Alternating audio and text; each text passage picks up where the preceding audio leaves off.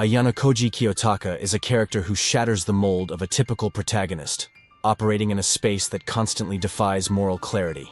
From the moment we meet him in Classroom of the Elite, he's enigmatic, aloof, almost mechanical. His exterior hides an intellect that effortlessly manipulates those around him. But his intentions? They're a cipher. To begin unraveling Ayanokoji's complexity, we need to look at how he interacts with others. At first glance, he seems emotionally distant, using his classmates as pawns to achieve objectives without so much as lifting a finger. He positions himself as an observer. Yet what he really is an architect. He orchestrates outcomes with such precision that those involved rarely even realize they've been played.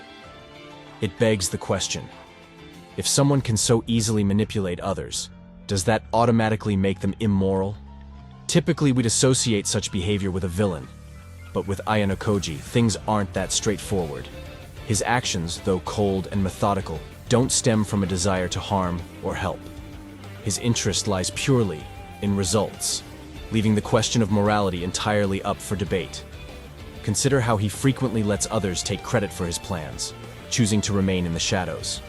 Is this humility or just another layer of control, ensuring he never becomes the focus of attention? Every move seems dual purpose, tactical, and simultaneously masking his true abilities. What makes Ayanokoji truly fascinating is the way he pushes us to rethink what it means to act morally. His efficiency in problem-solving is staggering, and yet, he doesn't act with malice. He doesn't seek violence for the sake of it. But when forced, he executes it without hesitation or remorse. His upbringing in the White Room, a place designed to strip away emotional and moral compass, conditioned him to view the world through a purely utilitarian lens.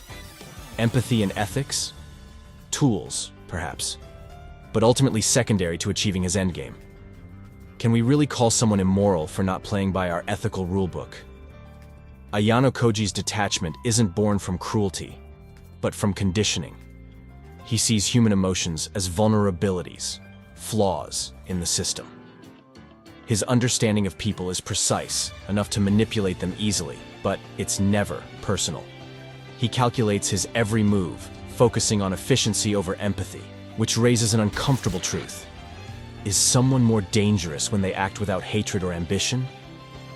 And yet, Ayanokoji isn't power-hungry. He's not driven by greed or a desire for domination. If anything, his lack of ambition is puzzling in itself.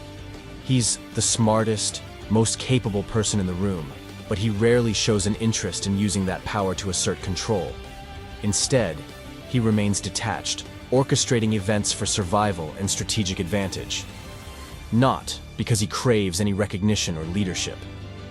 This dispassionate approach complicates his morality even further. Does his refusal to act out of malice make him a neutral force? Or is his ability to manipulate from behind the scenes even more unsettling? The truth is, Ayanokoji isn't easy to define, and that's precisely the allure. He's not a villain relishing in chaos, nor a hero driven by justice. His actions might help people, but there's always a calculation behind them. His manipulations are surgical, his intentions clouded, and that ambiguity makes him one of the most compelling characters in modern anime. You can never quite pin him down, and that's what keeps him fascinating. Because the moment you think you understand him, he's already 5 steps ahead.